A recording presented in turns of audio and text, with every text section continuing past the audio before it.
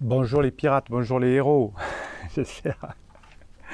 Ouais, vous êtes des héros les pirates. Donc aujourd'hui on va parler de crise existentielle. On va parler du live qui aura lieu aussi ce soir à partir de 19h et qui va parler de la formation qui est sortie mercredi sur la crise existentielle de la femme. Donc on va encore parler de crise existentielle aujourd'hui et on va faire un peu le point sur les crises existentielles, à quoi ça sert, pourquoi on a des crises existentielles, etc.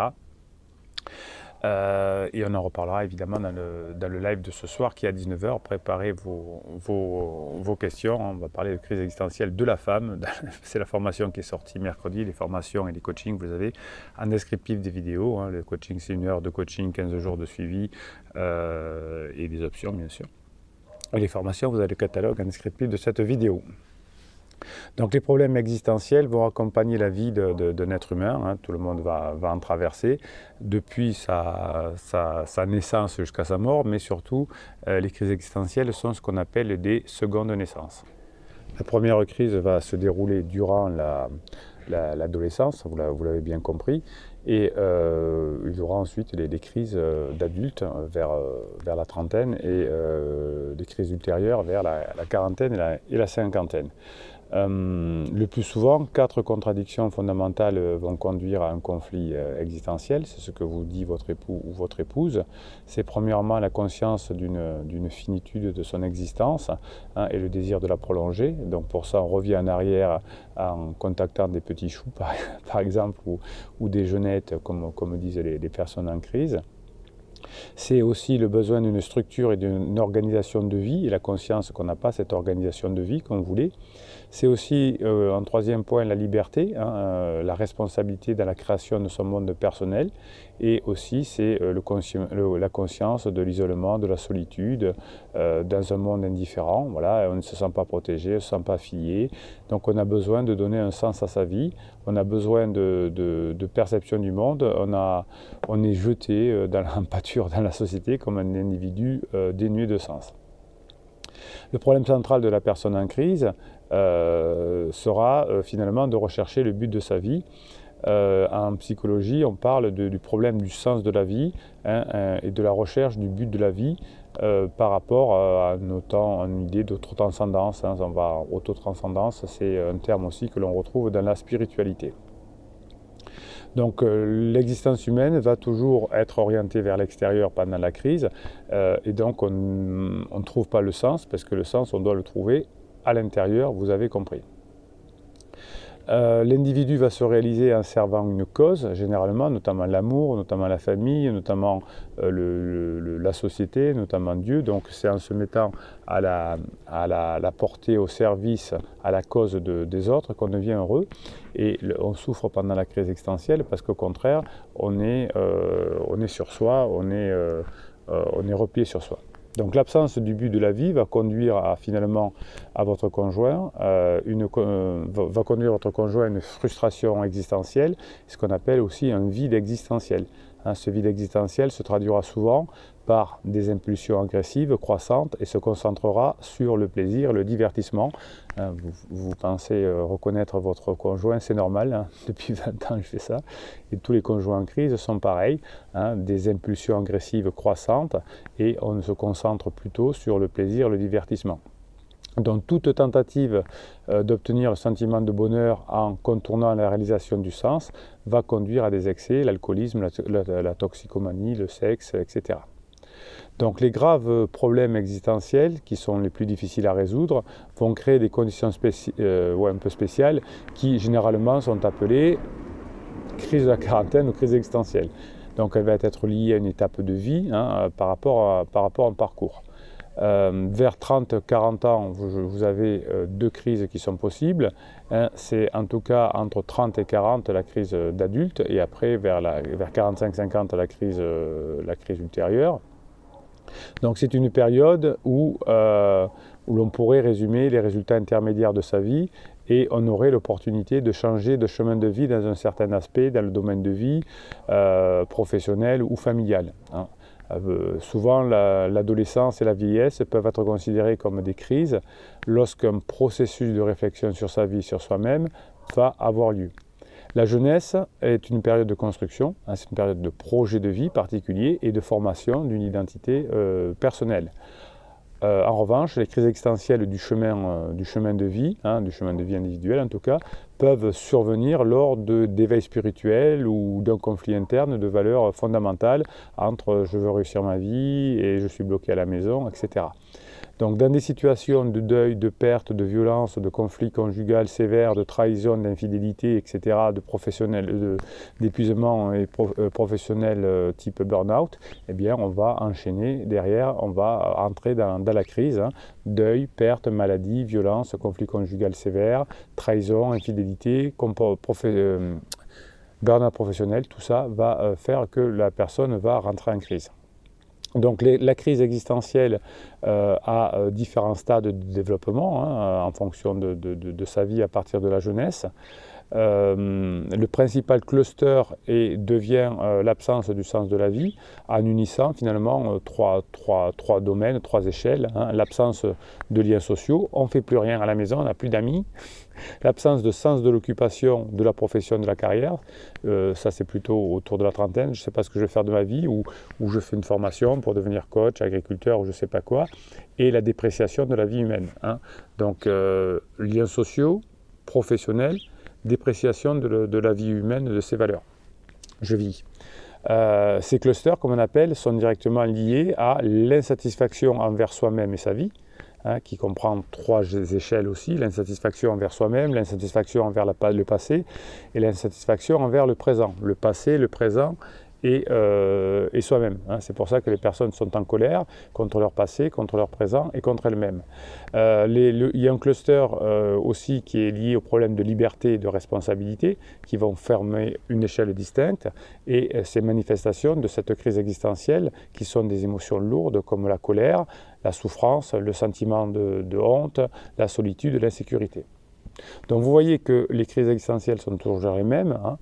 L'absence de relations sociales, par exemple, reflète des idées négatives sur les personnes environnantes, donc vous, votre conjoint, hein. On va avoir des idées négatives sur l'agressivité, on va être agressif envers ces personnes, on va montrer une incapacité à comprendre, une capacité à sympathiser. Donc on a des idées négatives sur les relations les plus proches, c'est-à-dire l'amour, c'est-à-dire l'amitié, hein. Les amis viendront après. Le premier c'est l'amour où vous êtes critiqué avec véhémence, avec agressivité, sans sympathie. Et ensuite ce sera les amis, parfois les parents. Et la relation la plus profonde, c'est-à-dire celle du couple quand vous êtes ensemble depuis longtemps, sera rejetée ou causera la peur et va être remplacée par des relations pansement. Donc l'échelle de l'inutilité de l'occupation, de la profession, de la carrière va démontrer une absence de plaisir au travail comme vocation, hein. L'activité professionnelle deviendra ou sera considérée à ce moment-là comme une activité vide, routinière, et qui va provoquer une irritation et conduit à des véritables déformations personnelles. Donc la plénitude de l'activité professionnelle va être au fur et à mesure, dépréciée, et on va avoir effectivement un intérêt pour la progression qui n'est pas ce qu'on veut, et on va se lancer dans des formations qui ne vont pas nous amener forcément ce que l'on souhaite. Donc à ce moment-là, effectivement, le métier sera venu, quand on est en crise, souvent juste quelque chose lié au gain, hein. On fait ça juste pour gagner sa vie.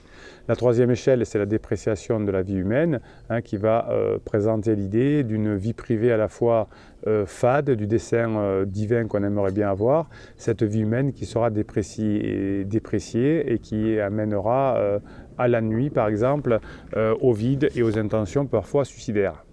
La quatrième échelle de la crise existentielle, c'est l'insatisfaction envers soi-même, hein, qui va refléter la faible estime de soi, ce que je vous dis dans les formations, dans les coachings, la perception de son manque d'attrait en termes d'apparence, de sexualité, d'intelligence, de maîtrise de soi, d'initiative, de succès, et aussi expérience de son péché, hein, ce qui va faire que vous me dites ma femme ou mon mari tête de mule, c'est exactement ce qu'il veut. Non, c'est juste qu'il a une faible estime de soi, une perception de son manque d'attrait, donc il est obligé d'aller chercher chercher des personnes de type pansement qui sont des demi-hommes ou des demi-femmes, hein, puisqu'ils sont obligés d'aller chercher des personnes qui sont déjà en couple, qui n'arrivent pas à trouver mieux, on va dire.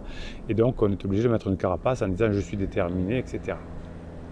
La cinquième échelle, c'est l'insatisfaction avec le passé, hein, qui va retracer l'insatisfaction à l'égard de la section des passés dans son chemin de vie, hein, les relations établies à l'époque, familiales comme amicales, tout ça, ça fait boiter, hein, et on va retourner vers sa jeunesse, puisque les erreurs de jeunesse, on va vouloir les récompenser, en tout cas ce qu'on n'a pas pu voir pendant sa jeunesse, on va le créer, et c'est pour ça qu'on va aller voir des petits choux, donc c'est l'insatisfaction avec le passé.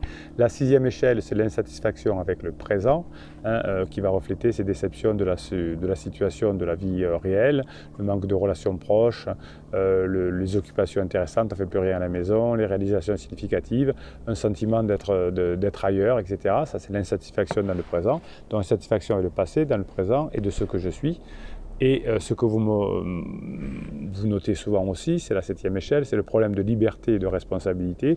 Je veux être libre, hein, une tendance contradictoire, d'une part, entre les inquiétudes liées au manque de choix, la vulnérabilité à la manipulation par les autres, notamment par les pansements.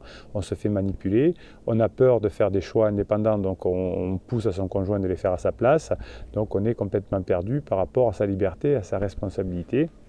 La huitième échelle, c'est le désespoir, la souffrance, le sentiment et la culpabilité. Hein, ça va représenter un complexe d'émotions lourdes qui va être accompagné d'un sentiment de honte envers les parents, envers ses enfants. Hein, les échecs, les pertes, la souffrance vont être considérés comme des origines détruisant la vie et la personnalité, mais qui ne vont pas permettre l'expérience de vie et la sagesse. Neuvième échelle, c'est la solitude, hein, qui va refléter le sentiment d'isolement par rapport à l'environnement immédiat et la société en général. Cette neuvième échelle qui sera la solitude, hein, qui va refléter le sentiment d'isolement par rapport à l'environnement immédiat, par rapport à la société en général. Je suis incompris, on m'apprécie mal, personne ne me comprend, etc. Et la dixième échelle, c'est l'insécurité qui va être présente dans les sentiments d'abandon, d'impuissance et d'inutilité. Donc chaque fois que vous faites par exemple un silence radio, vous allez faire en sorte que la personne s'éloigne de vous puisqu'elle va se sentir abandonnée et donc va être encore plus en crise et donc ça risque d'amener à la fin de la relation. Donc l'insécurité va se fonder sur le manque de soutien social qui n'est pas quelque chose d'objectif mais subjectif. Donc si en plus vous me faites un silence radio, eh bien il y a quelques complications. Voilà, donc c'était un tableau complet des échelles de la crise existentielle. Vous aurez bien évidemment reconnu votre conjoint. Vous savez ce qu'il faut faire par évidemment les formations et par les coachings. Si votre épouse ou votre époux est en crise existentielle, eh bien, il y a des chances que vous puissiez le récupérer à la fin de la crise, mais vous voyez que vous pouvez repérer dans plein de choses que dit votre conjoint, ce qui est décrit dans cette vidéo. Ben, c'est peut-être cette vidéo qui va vous permettre de comprendre cette crise existentielle, comme on l'a vu dans la formation de mercredi sur la crise existentielle des femmes, et comment on fait pour la récupérer, comment on fait pour comprendre le fonctionnement d'une femme pour être plus au top au moment de la récupération. Eh bien, si vous avez les outils, vous avez les coachings, vous avez le canal Telegram Bruno Marchal, vous avez les lives, vous avez les vidéos, vous avez les formations, tout ça c'est en descriptif de cette vidéo. Vous êtes des héros, vous mettez des pouces en l'air, vous mettez des commentaires, vous vous encouragez, vous êtes des héros de la vie parce que vous voulez sauver votre couple, vous voulez faire que vos enfants ne vivent pas l'enfer de la séparation, vous voulez éviter le divorce, donc vous êtes des héros de la société et grâce à vous, eh bien, on s'aperçoit de plus en plus qu'on se retrouve après la crise existentielle et que le divorce n'est plus à la mode. Pouce en l'air, commentaire, vous êtes au top. Les pirates s'abonnent à cette chaîne, évidemment, les héros aussi. Et Bruno Marchal vous dit à 19h ce soir pour le live.